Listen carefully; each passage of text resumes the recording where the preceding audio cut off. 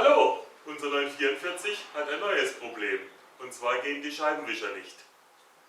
Es gibt jetzt Porsche-Fahrer, die fahren nur bei Sonnenschein, aber ich muss halt auch manchmal bei Regen fahren. Egal welche Hebelstellung man wählt, nichts tut sich. Die erste Möglichkeit eines Fehlers ist immer im Sicherungskasten. Da beginnen wir mit der Suche. Das heißt, wir lösen mal die Klemmen hier, nehmen den Deckel ab. Dann können wir hier im Deckel schauen, welche Nummer die Sicherung hat. Nummer 24 mit 30 Ampere ist der Wischermotor. Wenn noch alles original ist, habt ihr hier ein hübsches Zänkchen, um die Sicherung zu ziehen. Nummer 24 greifen und ziehen. Rein optisch sieht die Sicherung in Ordnung aus. Der Draht ist nicht gebrochen, aber Porsche hat sich noch was ganz Schickes überlegt. Sogar einen Sicherungstester. Und ihr seht, die Sicherung ist noch in Ordnung. Um an der Sicherung messen zu können, nehme ich immer einen solchen Sicherungsadapter. Das schwarze Kabel des Voltmeters klemmen wir erstmal irgendwo auf Masse. Dann kommt der Pluspol auf den inneren Teil und man sieht, die Sicherung wird mit Spannung versorgt. Das heißt, das X-Relais ist zumindest in Ordnung. Der Wischermotor ist unter dieser Verkleidung, die müsst ihr hier vorsichtig anziehen. Dann auf der anderen Seite und hier unten ist der Wischermotor. Die Steckverbindung für den Wischermotor sitzt hier an der Bremsleitung und hier kann man die Steckverbindung abziehen. Im Stecker stehen die PIN-Nummern 1, 2, 3, 4, 5, 6. Klemme 53 ist die untere Klemme hier. Ich gehe jetzt auf die erste Stufe.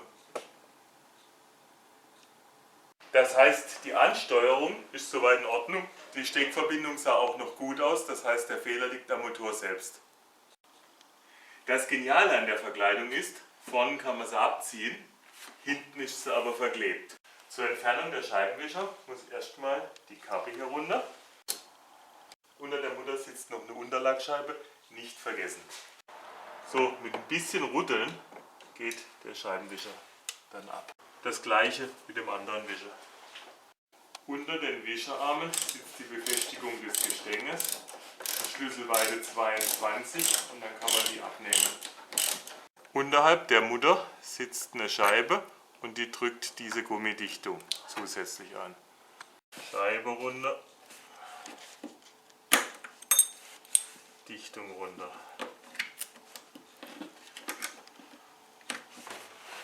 Für den Kampf mit dem Klebstoff probieren wir es mit Hitze.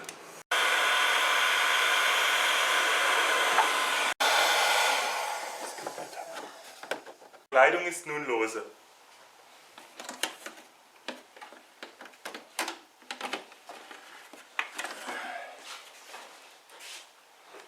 Problem ist bei dieser Art von Wischermotor, dass der Wischermotor von unten geschraubt ist. Das heißt, ich muss jetzt das ganze Gestänge rausmachen.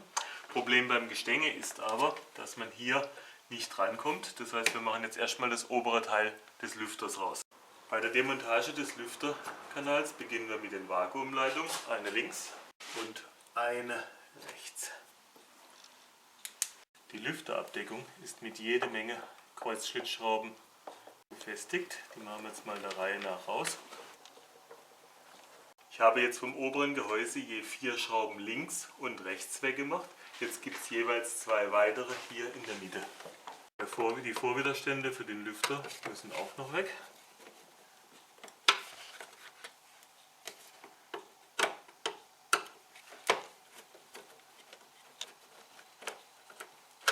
So, das müsste man jetzt aber irgendwie festbinden. Nachdem da alles lose ist, müsste das eigentlich jetzt rausgehen.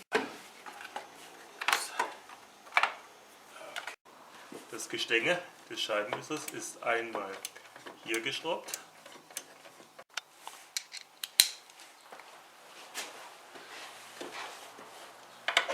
Zweite Verschraubung des ganzen Wischergestänges ist hier.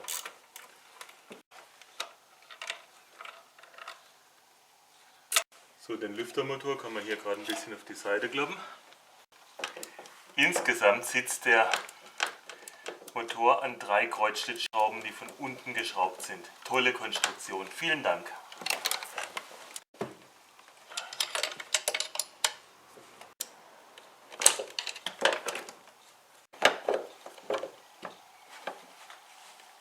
versuchen das Teil mal zu öffnen. Der Motor selbst müsste an den 2 Schrauben aufgehen. Aha, die erste hat sich gerade ergeben. Dann wird es mit der zweiten wohl ähnlich schwer gehen.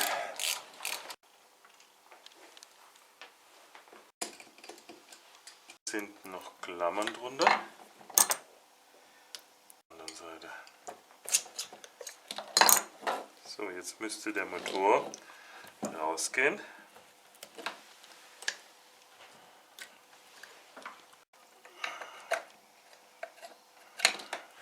Hier seht ihr das ganze Problem. Da ist mal wieder Feuchtigkeit eingedrungen und der ist gut verrostet.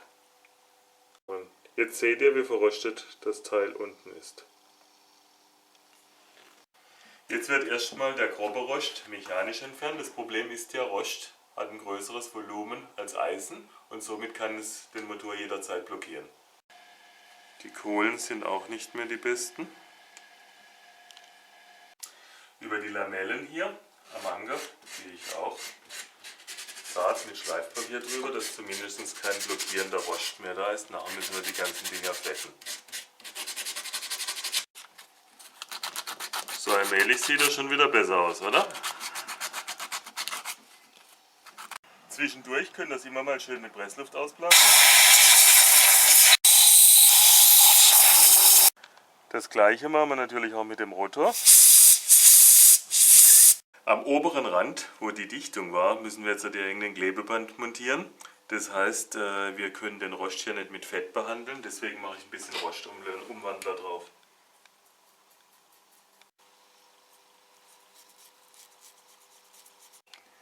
Die einzelnen Sektoren am Kollektor mache ich vorsichtig frei, dass sie keinen Kurzschluss bilden.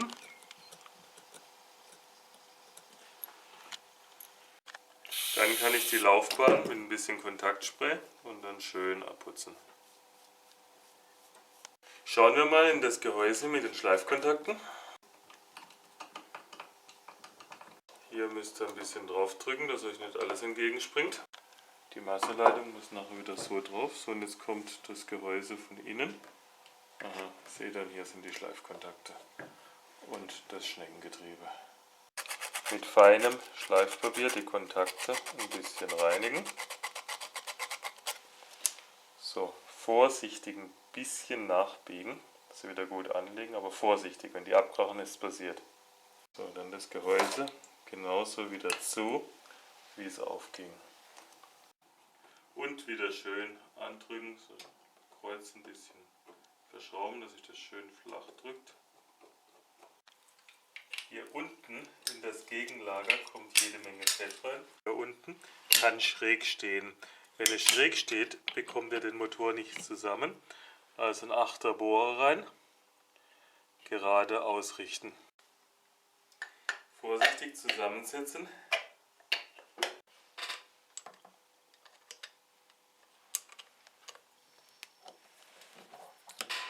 Ich habe jetzt den Scheibenwischermotor mal hier in den Schraubstock getan, den Stecker hier. Verbindung Pin 6 haben wir auf Masse gelegt. Dann mal ein 12 Volt Labornetzteil dran. Und jetzt können wir mal ein bisschen rumfahren.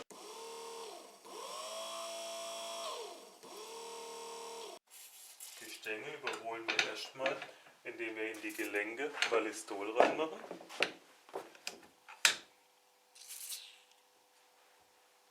Danach werden die Kugelgelenke neu abgefettet.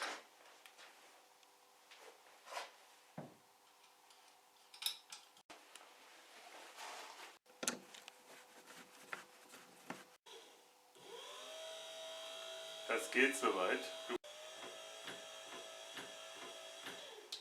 Diese alte Dichtung hier oder diese Isolation ersetzen wir durch ein Streifenisolierband. Hier ansetzen.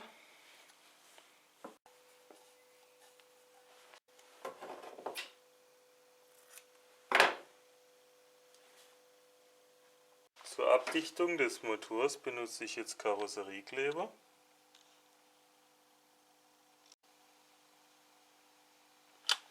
Hier an den Verschlüssen muss natürlich extra Material drauf.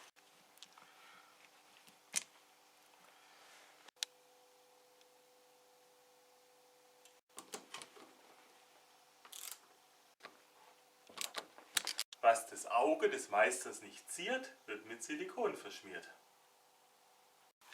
Für den finalen Test habe ich den Motor mal im Fahrzeug angeschlossen. Die Wasserverbindung habe ich mal so gemacht und hier untergesteckt. Wir probieren jetzt die einzelnen Stufen durch. Einmal wischen. Stufe 1. Stufe 2. Stufe 3. Und Intervall. Wir lassen ihn jetzt auch auf 0 zurücklaufen, damit wir ihn in der richtigen Stellung montieren können. Damit wir beim Einbau nicht alles verkratzen, nehmen wir einen hübschen Pyjama und stülpen ihn hier drüber. Hier von der Seite kommend, hier einlegen.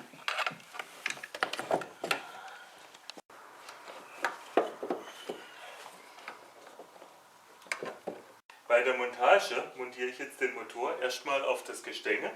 Und zwar mit den 3 Kreuzschlitzschrauben. Und erst dann kommt der Extender drauf, weil der blockiert irgendwo immer, wenn er über die Schrauben läuft. Den Extender habe ich jetzt ganz nach hinten weggedrückt. Jetzt kommt der Motor drauf.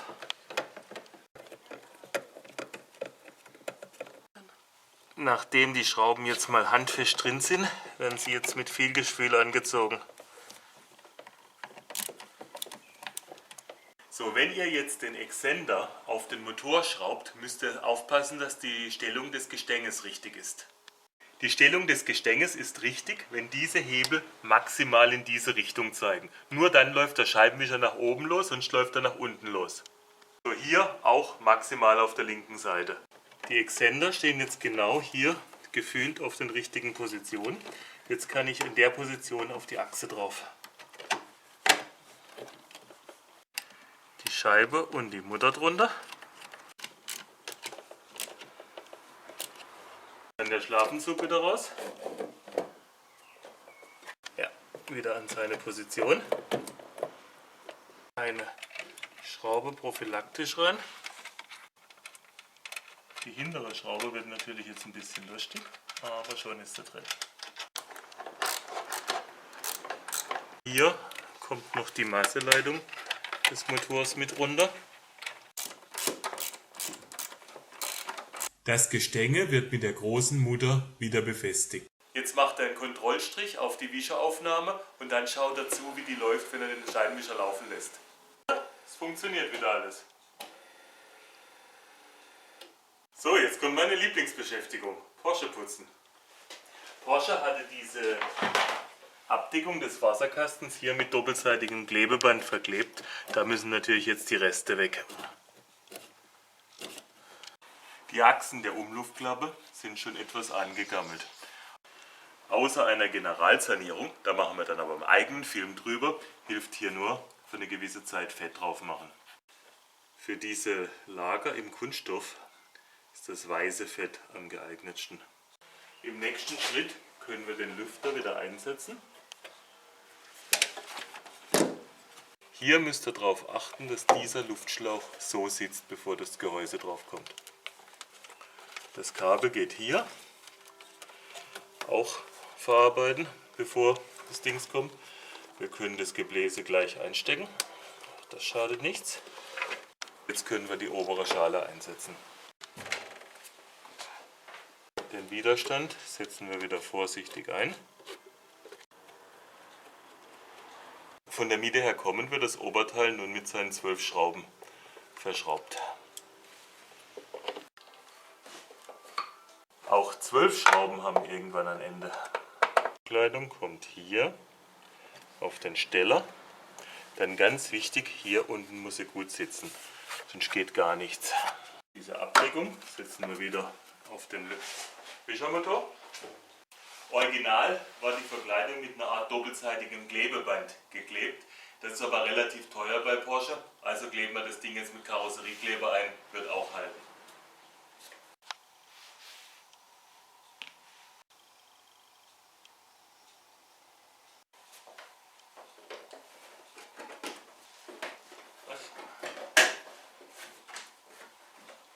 Die Halter für die Scheibenwischer drauf.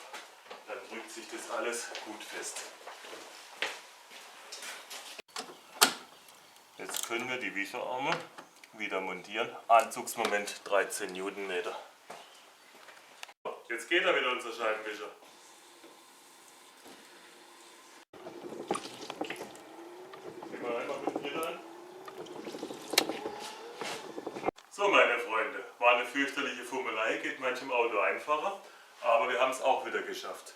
Ich würde jetzt gerne mal wieder eine anständige Reparatur machen, aber ich habe noch so ein paar Fummelarbeiten vor mir. Also, tschüss, bis zum nächsten Film. Ja, und wohin jetzt?